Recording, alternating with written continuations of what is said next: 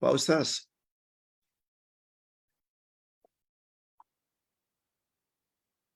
apa hukum kita pasang kaset atau CD di dalam rumah untuk halau syaitan?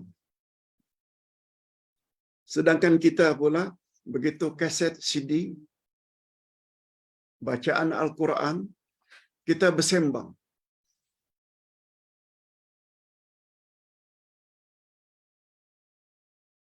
Bukankah kita disuruh oleh Allah, bila kamu dengar Al-Quran hendaklah kamu diam. Hendaklah kamu dengar dan kamu diam. Mudah-mudahan dengan berbuat demikian kamu akan dicucuri rahmat dan kasih sayang daripada Allah. Firman Allah, "Idza quri'al Qur'anu fastami'u lahu wa ansitu la'allakum turhamun." Bila Quran dibaca, hendaklah kamu dengar dan diam. Mudah-mudahan dengan bersikap demikian kamu layak mendapat cucuran rahmat dan kasih sayang daripada Allah. Ini memberi makna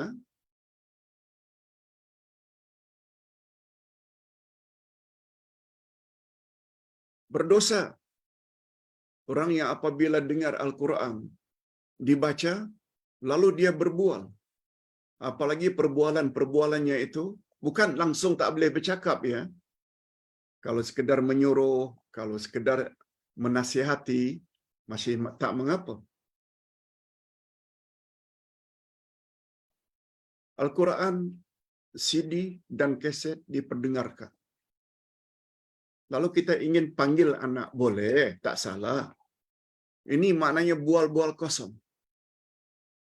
Berdasarkan ayat tadi, bila Quran dibaca, tak kira manusia ke baca, CD ke baca, kaset ke baca, hendaklah kamu diam. Bila kamu memang ingin berbual, hentikan dulu bacaan itu, supaya tidak bercanggah sikap kita dengan kehendak ayat Al-Quran.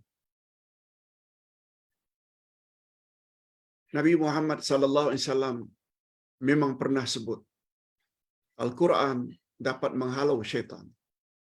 Hadis Nabi, "La taj'alu buyutakum qubura, innal baita tuqra'u fihi suratul Baqarah, la yadkhuluhu syaitan." Jangan kamu jadikan rumah-rumah kamu seperti kuburan. Sesungguhnya rumah yang dibaca surat Al-Baqarah di dalamnya, syaitan tak boleh masuk. Yes. Oleh sebab itu, bila kita penat membaca Al-Quran, kita ada kerja lain, kita perdengarkan kaset atau CD Al-Quran dalam rumah. InsyaAllah rumah kita diberkati.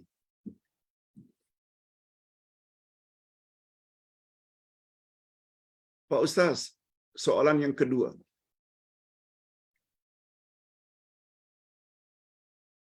Biasanya kita baca surah atau ayat setelah Al-Fatihah pada rakaat pertama dan kedua saja. Kedua-dua rakaat subuh, 2 rakaat pertama salat maghrib. Setelah Al-Fatihah baca Qul Ya. Setelah Al-Fatihah rakaat kedua baca Qul Huwallahu Ahad. Tapi rakaat ketiga kita baca Fatihah saja. Demikianlah Isya, 2 rakaat pertama saja. Demikian Zuhur dan Asar, 2 rakaat pertama saja digalakkan membaca surah atau ayat-ayat tertentu selain Al-Fatihah. Pertanyaan, bagaimana Pak Ustaz bila kita juga baca surah atau ayat setelah membaca Al-Fatihah pada rakaat ketiga dan keempat? Hadirin dan hadirat, Ustaz masih ingat lagi beberapa puluhan tahun yang lalu mendapat fatwa dari Mufti Arab Saudi, Syekh bin Baz. ketika belajar di sana. Bahwa ada riwayat yang Nabi Muhammad sallallahu alaihi wasallam kadang-kadang sesekali juga baca surah dan ayat setelah Al-Fatihah pada rakaat ketiga dan keempat.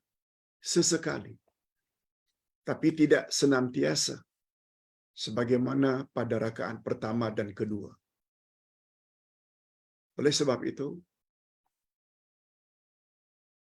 namanya kita ikut sunnah. Ketika salat, rakaat pertama dan kedua ikuti setelah Al-Fatihah dengan surah atau ayat. Walaupun bacaan itu hukumnya hanya sunat, tapi ikut sunnah, kita baca. Dan terhadap rakaat yang ketiga dan keempat, karena Nabi Muhammad sallallahu alaihi wasallam membacanya surah atau ayat sesekali, maka boleh kita juga baca sesekali, bukan setiap hari. Itu yang namanya ikut sunnah Nabi. Di mana definisi ikut sunnah Nabi, sesuatu yang sering Nabi lakukan, barulah namanya sunnah bila kita sering lakukan. Sebagaimana salat duha, sebagaimana salat tahajud dan witir, sebagaimana salat sunat rawatib.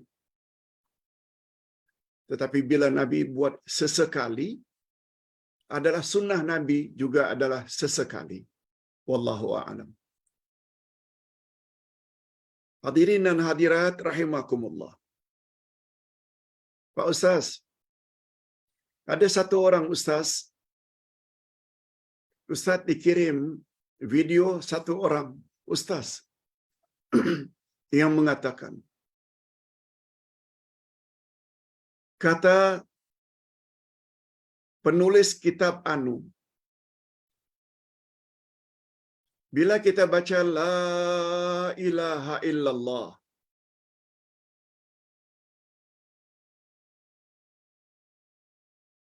di mana la matnya 14 harakat. La ilaha illallah. Untuk la dipanjangkan 14 harakat. Illallah 6 harakat.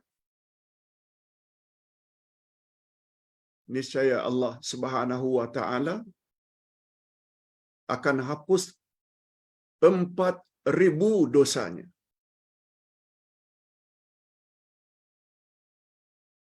Apabila kalimat tauhid la ilaha illallah pada la dibaca 14 harakat, pada illallah 6 harakat, niscaya dihapus 4.000 dosanya. Demikian kata guru. Demikian kata penulis kitab itu. Mohon pencerahan Pak Ustaz. Hadirin dan hadirat, masalah penghapusan dosa ini termasuk perkara gaib. Perkara gaib tidak ada yang tahu kecuali hanya Allah dan Rasul. Oleh sebab itu, kalau sekedar cakap guru, jangan percaya. Sebab itu bermakna kita telah mula mempercayai tentang perkara gaib. Padahal orang tersebut tidak tahu perkara gaib. Sebab dalam akidah Ahli Sunnah wal Jamaah yang tahu perkara gaib hanya Allah saja yang dipanggil dengan gaib hakiki. Sedangkan Nabi pula juga mengetahui beberapa perkara gaib yang dipanggil dengan gaib idhafi. Karena Nabi menerima wahyu. Sedangkan guru tak dapat wahyu, nak bercakap perkara gaib. Setahu Ustaz tidak ada dalam ilmu tajwid harakat itu sampai 14 harakat. Setahu kita 2 harakat, 4 harakat, 6 harakat. Ini 14 harakat. tolong abaikan. Kita tak nafikan. La ilaha illallah adalah zikir yang paling afdal. La ilaha illallah, la ilaha illallah, la ilaha illallah. Itu pun dah cukup dah. Apalagi Rasul sallallahu alaihi wasallam bersabda, afdalul zikri la ilaha illallah. Zikir yang paling afdal la ilaha illallah. Ustaz,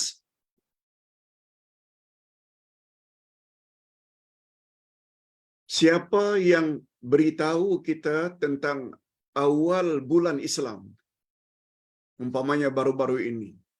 Berakhirnya bulan Rajab, masuk bulan Sya'ban.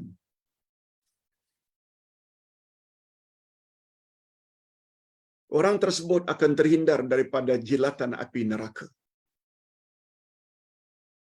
Hadirin dan hadirat, pertanyaan-pertanyaan semacam ini terus saja. Bertahun-tahun, berulang-ulang. Walaupun sudah diberitahu, menurut pakar hadis, itu hadis palsu. Jangan kita share. Bila kita share, bermakna kita telah share hadis palsu. Sedangkan hadis sahih lagi mutawatir.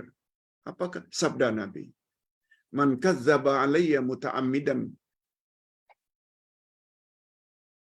falitabawa maq'adahu minan nar. Siapa yang menyebarkan hadis palsu sedangkan dia tahu itu adalah palsu, maka suruh dia siap-siap untuk masuk neraka. Na'udzubillah.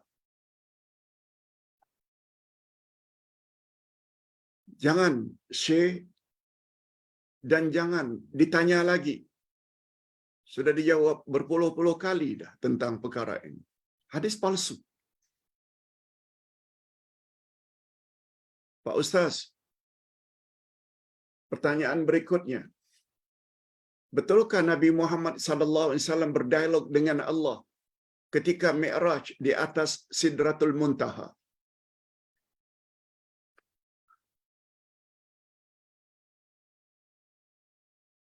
Yaitu Nabi sallallahu alaihi wasallam memberi salam, assalamu alayka.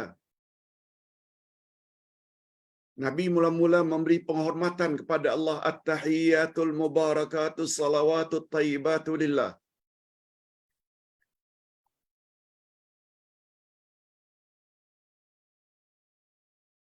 Segala puji-pujian milikmu ya Allah. Segala kesejahteraan, segala penghormatan, segala keberkatan lillah hanya milikmu ya Allah. Lalu Allah jawab, assalamu alayka ayuhan nabi. Selamat sejahtera untuk kamu wahai Nabi. Lalu Nabi pun minta supaya jangan dia saja, jangan baginda saja diberi keselamatan. Assalamu alayka ayuhan nabi wa rahmatullahi wa barakatuh. Assalamu alayna wa ala ibadillahi salihin. Ya Allah, kami mohon kiranya Engkau beri jugalah keselamatan kepada hamba-hamba-Mu yang saleh. Dikatakan itu adalah dialog antara Allah, antara Nabi Muhammad dengan Allah ketika di Sidratul Muntaha waktu Mi'raj. Hadirin dan hadirat, hadisnya tidak sahih. Begitu kata ulama hadis. Setelah kita buat carian, hadis itu tidak sahih.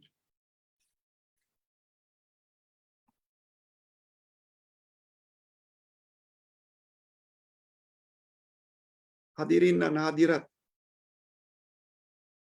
hadis yang tidak sahih tak boleh kita jadikan sebagai sandaran dalam keyakinan. Tak boleh. Itu jawaban dari Ustaz. Nah, pertanyaan yang terakhir, Pak Ustaz.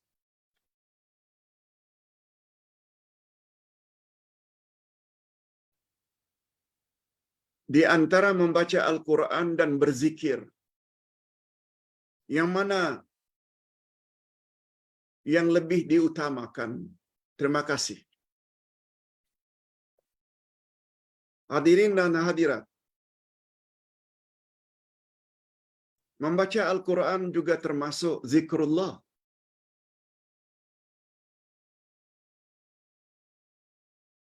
Apalagi bila kita faham zikir terbagi tiga. Ada zikrul lisan, ada zikrul qalbi, ada zikrul badan atau zikrul amal. Zikrul lisan, lidah menyebut subhanallah, alhamdulillah, Allahu akbar, a'udzubillahi minasyaitonirrajim, qul huwallahu ahad, Allahu samad. Itu zikrul lisan. Lidah yang bercakap. Zikrul qalbi iaitu ingat Allah, ingat suruhan Allah, ingat larangan Allah dalam hati. Nah, zikrul qalbi ini dia lebih tinggi derajatnya sekedar zikrul lisan. Tapi apabila mulut menyebut, hati mengingat makna yang kita sebut, itu lagi afdal bila combine. Nah, lagi afdal bila kita combine dengan zikrul amal. Mulut menyebut subhanallah walhamdulillah wala ilaha illallah wallahu akbar wala haula wala quwata illa billah. Hati pula ingat Allah Maha Besar, Maha Suci Allah dari segala kekurangan, segala puji bagi Allah. Tiada Tuhan yang berhak disembah melainkan Allah. Tidak ada daya aku, tidak ada kekuatan kecuali dengan taufik dan izin Allah. Mulut menyebut, hati mengingat, memahami maknanya. Lagilah afdal apabila diikuti dengan zikrul amal. Nah, setelah berzikir dengan lidah, ingat dalam hati, kedengaran azan, cepat-cepat ambil uduk untuk salat. Itu namanya zikrul amal. Mudah-mudahan bapa-bapa dan ibu-ibu kita termasuk ke dalam golongan orang-orang yang memiliki ketiga-tiga zikir tadi secara serentak. Ustaz yakin pertanyaan ini ada kaitannya dengan video yang Ustaz share pagi tadi. Kata Syekh Saleh Al-Utsaimin, bila anda membaca Al-Quran, dengan bacaan tersebut bertambah iman anda, itu bermakna anda telah mendapat taufik Allah, hidayah Allah. Bila anda membaca Al-Quran, tapi bacaan anda itu tidak sedikit pun menambah iman yang ada pada diri anda, itu bermakna anda orang yang keras hati. Itu bermakna anda termasuk orang yang telah Allah tutup hatinya daripada mendapat hidayah Allah. Na'udzubillah min dzalik. Lalu muncullah soalan seperti ini. Ustaz cenderung pada pendapat Imam Ibnul Qayyim. Kata beliau, ingin mengetahui manakah yang lebih afdal, kita hendaklah beribadat atau berzikir sesuai dengan kondisi. Pada saat kita selesa untuk membaca zikir subhanallah walhamdulillah wala ilaha illallah Allahu akbar setelah sekian banyak,